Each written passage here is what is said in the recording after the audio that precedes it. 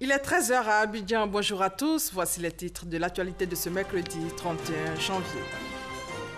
La sécurité dans la sous-région et la gouvernance au menu du sommet extraordinaire de la CEDEAO à Addis Abeba. Le chef de l'État, Alassane Ouattara, vous le savez, a pris part à cette rencontre extraordinaire de la communauté économique des États de l'Afrique de l'Ouest.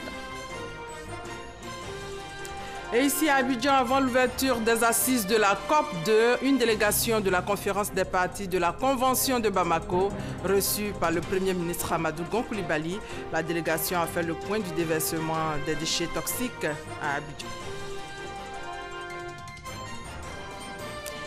Premier discours sur l'état de l'Union pour Donald Trump. Nous sommes maintenant aux États-Unis. Le président américain a présenté son bilan et ses projets pour l'année à venir en conviant parlementaires et américains à l'unité. Décryptage dans ce 13 heures avec un analyste politique que nous allons tenter de joindre au téléphone. Voilà pour les titres. Bienvenue à tous. On commence par le sommet extraordinaire de la CEDEAO à Addis Abeba. Le chef de l'État, vous le savez, a pris part à ce sommet extraordinaire de la communauté économique des États de l'Afrique de l'Ouest. La rencontre a porté sur la sécurité dans la sous-région et la gouvernance de la CEDEAO. Le point avec Soro Abou et Awa Touré, nos envoyés spéciaux.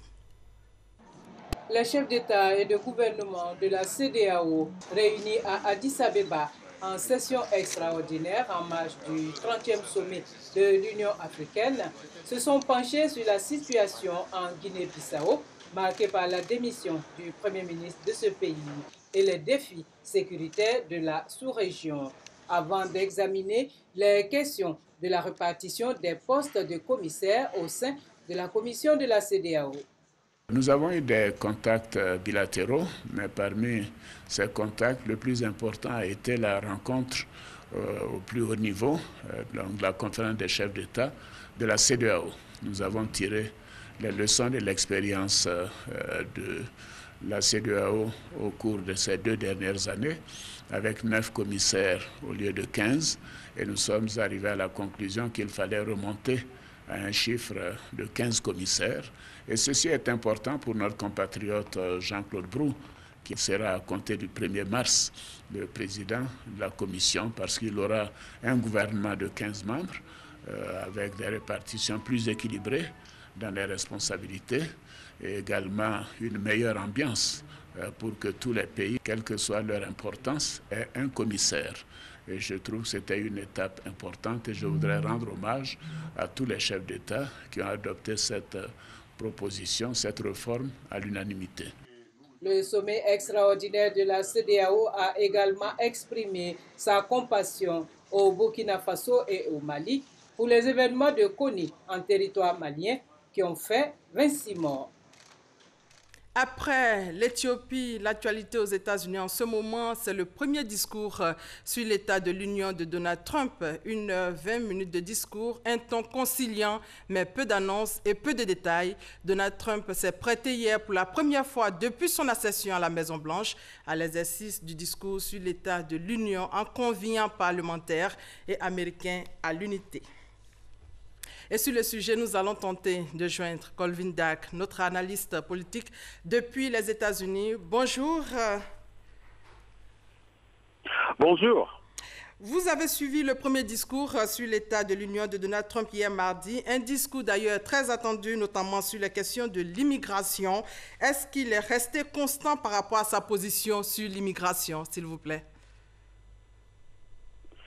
Oui, en fait, Trump a décrit un plan qui prévoit l'établissement d'un chemin vers la citoyenneté pour les dreamers, les rêveurs en anglais, la construction d'un mur qui est pour pour la plupart des Américains, c'est un symbole de racisme et xénophobie, et une fin au système de loterie des visas et la limitation de migration en chaîne, limitée aux conjoints et aux enfants. Alors, il propose beaucoup, mais c'est un prix considérable. Un cheminement vers la citoyenneté, en quoi cela va-t-il consister? C'est-à-dire, c'est pas tout à fait clair, mais pour les gens qui sont ici, je crois que c'est entre 16 et 36 ans. Ils ont un chemin pour la citoyenneté entre 10 et 12 ans. Bien sûr, après, s'il n'y a pas des problèmes avec la loi, s'ils ont des emplois, s'ils payent les impôts pour ces années, ils ont la possibilité d'avoir la citoyenneté américaine. Colvin, comment cette proposition a-t-elle été accueillie par les 1,8 million de Dreamers? En fait, c'était avec un mélange d'optimisme et de scepticisme. D'une part, ce chemin va beaucoup plus loin, même des efforts du président Obama. Mais ces Dreamers savent que les plus conservateurs du parti du président Trump, les républicains, ne soutiendraient jamais cette proposition, ce qu'ils appellent l'amnistie. Aussi, la date limite pour résoudre leur situation, c'est le 5 mars. Alors, on ne sait pas si ça c'est vraiment faisable dans un mois à peu près. Donald Trump a également essayé de se défendre sur les accusations racistes, allusion faite au propos pays de Med, à lui attribuer un mot sur cette tentative, s'il vous plaît. Oui, en fait, ce qu'il a dit en réalité ne change rien. Parce que il a, d'une part, il a parlé de la famille. Il a dit que nous sommes tous dans la famille américaine. Il a dit que grâce à lui, le taux de chômage pour les Noirs, c'est mieux que 40 ans. Mais, à la fois, il a fortement critiqué ceux qui mettent un genou à terre devant le drapeau pendant les matchs du sport, sans aucune reconnaissance que la raison de leurs manifestations, leurs actions, c'est de souligner le problème de racisme et certaines actions de la police.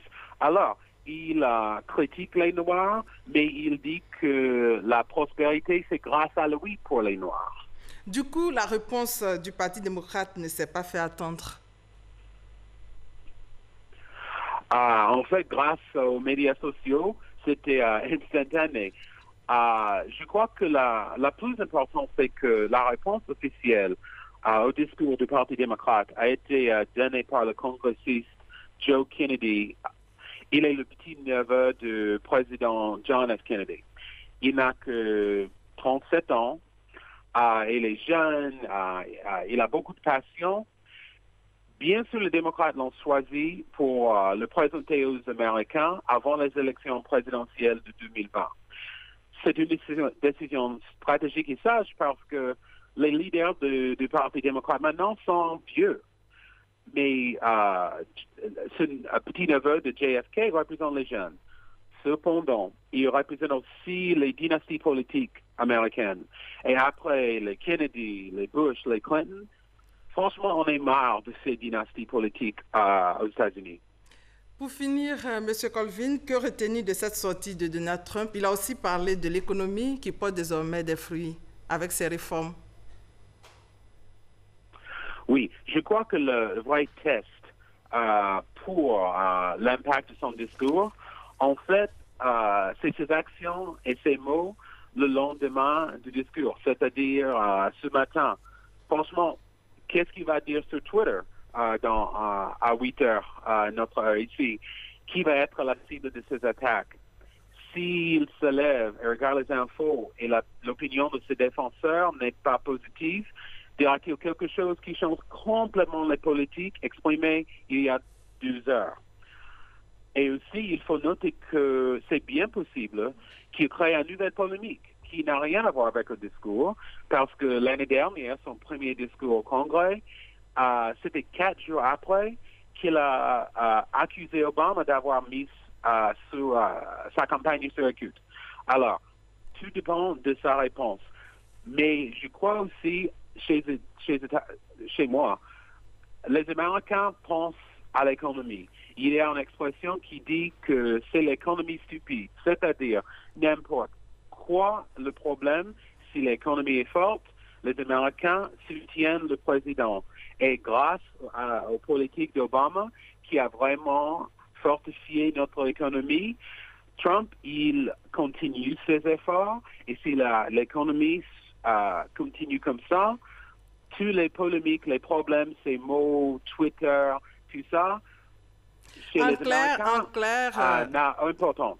En clair, Trump s'essaie à nouveau à l'unité. Merci Colvin Dyke, analyste politique avec qui on a échangé sur le premier discours de Trump concernant l'état de l'Union. Merci pour votre contribution. Et merci beaucoup. Nous en venons à l'agenda du chef du gouvernement ici à Abidjan. Le Premier ministre Amadou Gon Coulibaly a accordé 2 audiences hier. La première au président directeur général de la Banque ouest-africaine de développement et la seconde à la Fondation Jacobs, au cœur des échanges, le renforcement de la coopération avec la Côte d'Ivoire. Et aussi, une délégation de la COP2 a été reçue par le Premier ministre Amadou Gon Coulibaly. Au centre des échanges aussi, la gestion des déchets dangereux produits en Afrique. Gabriel Zani. Les experts de l'environnement sont au chevet de l'Afrique pour sauver le continent du déversement et du trafic illicite de déchets dangereux. Une délégation de ces experts venus dans le cadre de la COP2 a été reçue en audience par le Premier ministre Amadou Gon Coulibaly.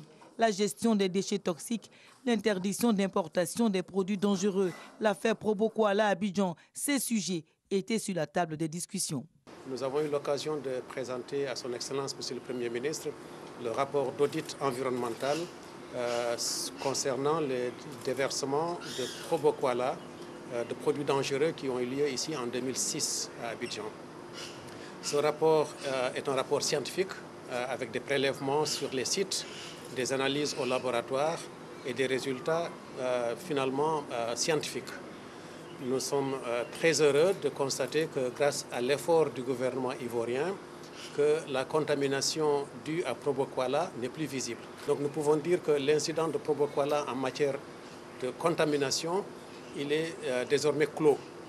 La bonne gestion des déchets toxiques déversés à Abidjan, un point pour le gouvernement. À cet effet, Anne-Désirée Ouloto a été élue présidente du bureau de la Convention des partis. Sa vision, l'Afrique ne doit plus être un dépotoir. L'Afrique a vraiment besoin d'être respectée par le monde et surtout de voir les populations être bien protégées, de voir notre environnement également bien protégé. Nous avons donc dans le cadre de cette convention de Bamako d'importants défis à relever. Le repositionnement de cette convention, la dynamisation de ces initiatives et la mobilisation de l'ensemble des pays africains autour de ce projet commun pour mieux organiser donc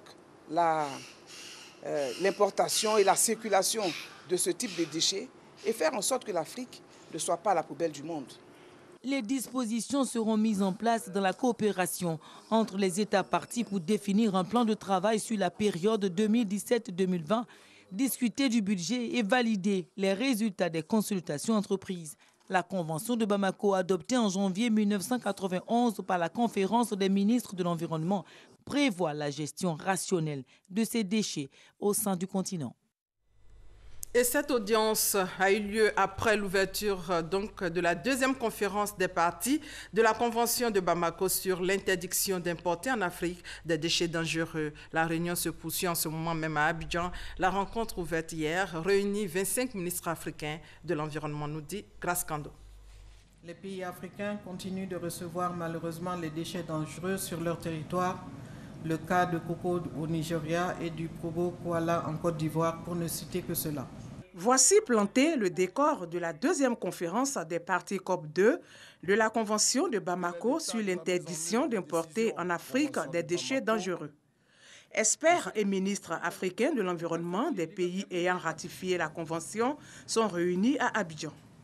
Pendant 3 jours, ces spécialistes chargés des questions environnementales vont réfléchir à la mise sur pied d'un outil efficace de lutte contre la pollution. S'il est vrai que chaque pays fait déjà des efforts pour trouver des solutions en vue de gérer au mieux ces déchets dangereux, la Convention de Bamako apparaît dès lors, de toute évidence, comme une tribune de solidarité pour agir ensemble afin de trouver des solutions novatrices. Nous devons tout mettre en œuvre pour lui donner les moyens et l'envergure nécessaire qui lui permettront de jouer son rôle de plateforme pour une Afrique sans pollution. La Convention de Bamako porte notamment sur les résidus de pétrole, les déchets nucléaires, industriels et les substances chimiques dangereuses. Les ministres présents à la COP2 s'engagent à faire en sorte que le continent africain ne soit plus une décharge. Cette convention vient pour marquer une prise de conscience de l'Afrique, pour dire non, l'Afrique n'est pas une poubelle, l'Afrique n'est pas un dépotoir de déchets, l'Afrique a besoin d'un environnement sans pollution. Aujourd'hui, c'est une relance de la Convention de Bamako pour que nous, Africains, nous puissions prendre en main nos destinées en ce qui concerne les produits toxiques qui sont déversés en Afrique. Une plateforme pour une Afrique sans pollution est le thème retenu pour cette deuxième COP qui se tient après l'Assemblée des Nations Unies sur l'environnement tenue en décembre dernier dans la ville de Nairobi au Kenya. À suivre, le conflit foncier qui a éclaté dans la région du Cavali en septembre 2017. C'est un conflit qui a fait des morts, des blessés, des portées disparues et de nombreux dégâts. Le Conseil des ministres s'est même penché sur l'affaire en prenant des décisions fermes. Dans ce cadre, un projet d'identification vient d'être lancé par le gouvernement ivoirien dans la zone. Le point avec notre correspondante Eve Bouy. La mesure a été annoncée en Conseil des ministres du 16 novembre 2017.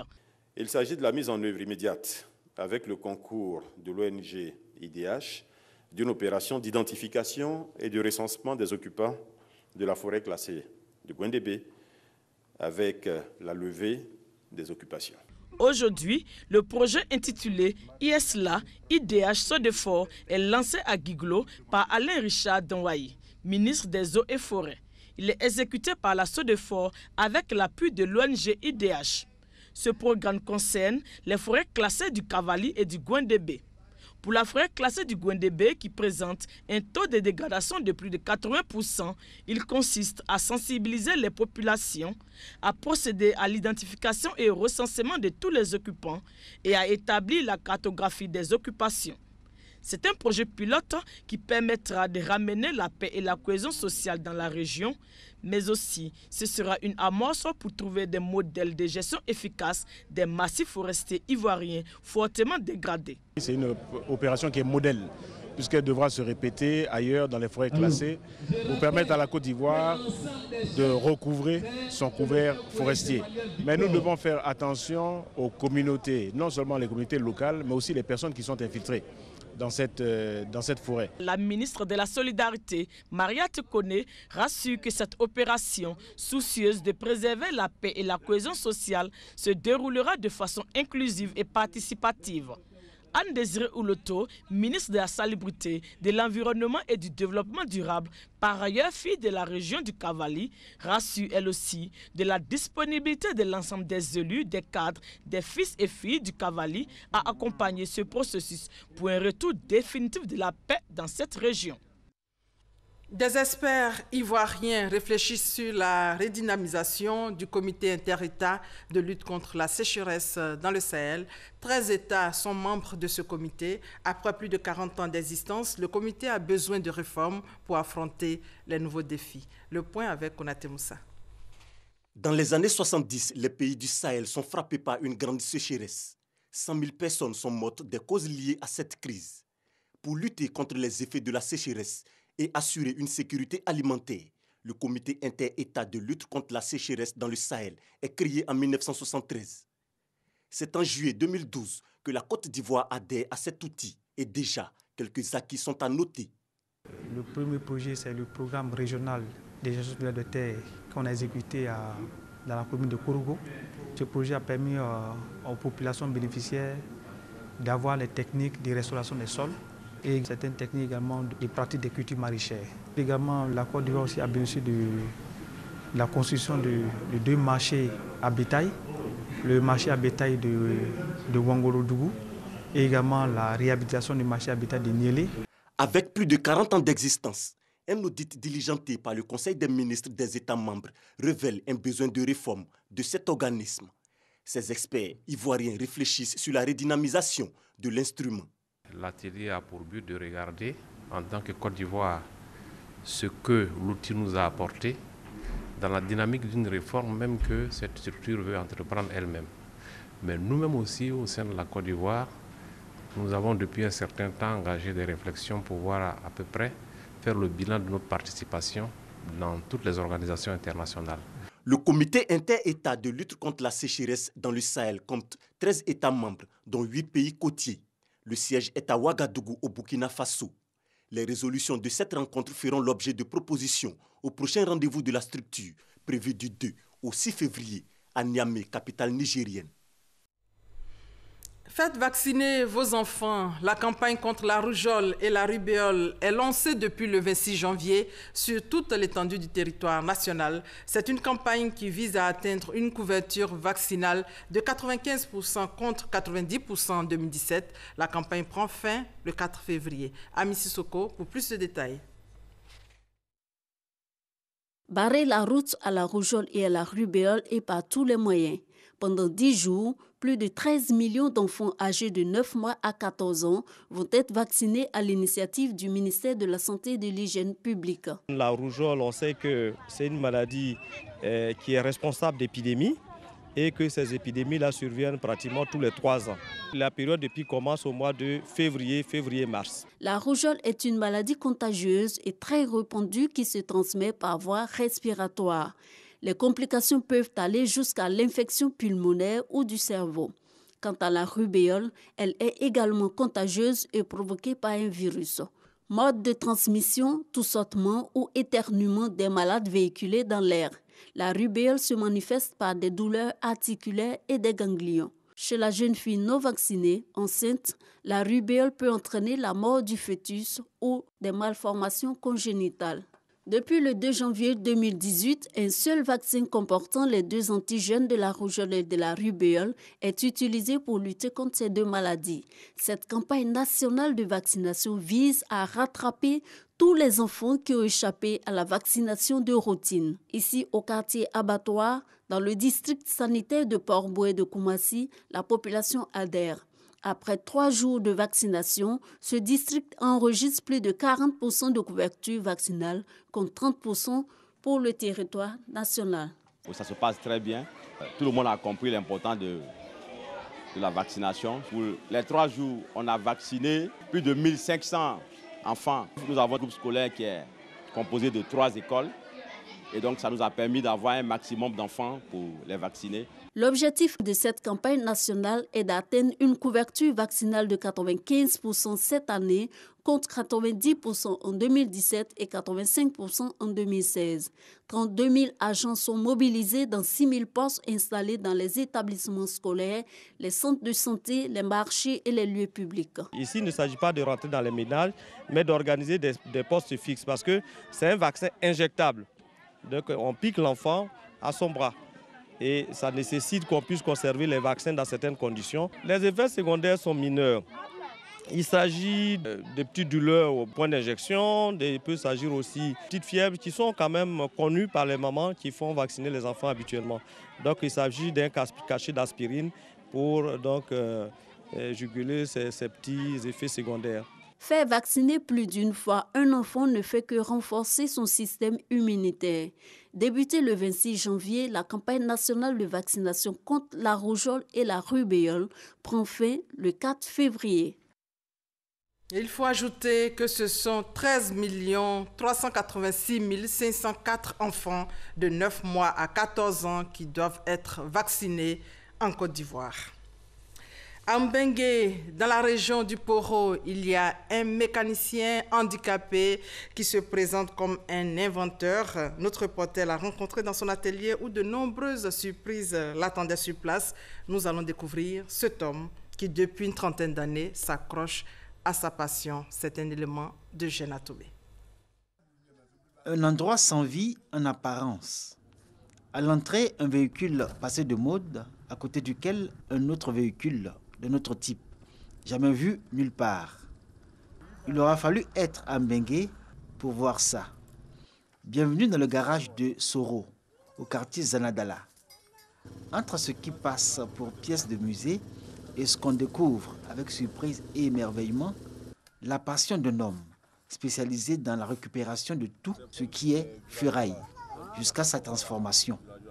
Activité dans laquelle transparaît le génie d'un homme. Je suis innovateur. Ce n'est pas manque de moyens. J'ai su la mécanique pour avoir un peu, pour pouvoir payer des fers, pour pouvoir payer des clés, marteaux, pour percer, pour faire ce que je veux faire. Au fond du garage de ce septuagénaire se trouve l'atelier de construction métallique. On y aperçoit pêle-mêle des pièces qui vont servir au montage de certains engins, comme ici ces pompes hydrauliques fièrement exposées. Un engin attire notre regard. C'est un hélicoptère, si on peut l'appeler ainsi, construit par notre génie. Il s'emploie à finir son œuvre. Il y a plus de 2 ans qu'ont débuté les travaux de construction de l'engin. Aujourd'hui, ils sont à l'arrêt. L'hélicoptère que j'ai fait là, si moi j'ai des moyens, je peux faire ça, ça peut s'envoler, comme pour les blancs. Moi je sais. Il y a des parties, il faut mettre un caoutchouc sur l'hélicoptère pour voir léger. Le moteur que j'ai mis sur l'hélicoptère là, c'est un moteur 150 multiplié par 8, c'est ça qui peut envoler avec des personnes sans problème.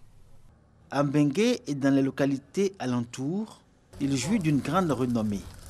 On le regarde avec beaucoup d'admiration, mêlée parfois de moquerie, non sans lui reconnaître ses qualités d'inventeur et de génie. Mais Soro ne s'en offusque guère. Il sait que sa capacité à transformer et à créer touche et fascine. Ses 2 assistants confessent que c'est bien cela qui explique leur volonté d'apprendre et travailler aux côtés de leur formateur. Ce que tout il va fabriquer, les gens viennent voir toujours, les gens viennent regarder ça, ça me plaît. Quand on sort avec voiture là même là, il y a des gens même qui nous demandent même, est-ce que votre papa il veut vendre voiture là ou bien comment? La voiture là c'est trop joli. Bricoleur, inventeur ou génie, qu'importe. Notre garagiste laisse entendre qu'il a besoin d'aide et de financement pour encore inventer, créer et faire partager les fruits de son génie à toute la communauté. Le temps qu'arrive cette aide qu'il attend désespérément pour achever la construction de son hélicoptère, Soro peut tirer son plaisir et son orgueil de cette voiture qu'il a lui-même fabriquée et qui roule allègrement dans la ville de Mbengue. Voilà, Soro, un véritable passionné qui a besoin donc de soutien. Lutte contre l'insécurité sur nos routes. À Béomine, 2 coupeurs de route ont été abattus par la gendarmerie. Le constat de Kader Sogodogo. Béoumi, 2 corps sans vie gisent au sol. La trentaine révolue. Éleveur le jour, la passation faite entre le soleil et la lune, et ils changent de profession. Ils deviennent des coupeurs de route. Ils commanditent toutes les attaques dans le département. Le 31 janvier 2018, fin du premier mois de l'année, marque également la fin de leur passage sur terre. Embusqués sur une piste très empruntée qui mène à Béoumi, ils dépouillaient commerçants, voyageurs et tout passants. Alertés, les gendarmes qui travaillaient sur le dossier depuis 3 mois ont décidé d'aller au charbon. À la vue des gendarmes, les 2 acolytes ouvrent le feu. La riposte est fatale. En leur possession, armes à feu, 41 portables, une forte somme d'argent et des munitions. Un soulagement pour la population. Félicitations à la gendarmerie. Ils ont tout pris sur moi, même à Tchéké. À Tchéké, j'ai acheté des village, ils ont tout pris. Ils ont pris mon argent, ma moto, ma chaussure. Je suis parti à pied plat au village. Ces 2 individus abattus sont des éleveurs Peuls. Le président de cette communauté se veut très clair. Quand tu quittes ton pays, aller dans un autre pays pour aller chercher à manger, il faut suivre la loi de ce pays. Cette loi, elle est la même dans tous les pays. De nombreuses personnes ont trouvé de quoi alimenter les réseaux sociaux. Les corps des 2 coupeurs de route sont amenés par les services des pompes funèbres.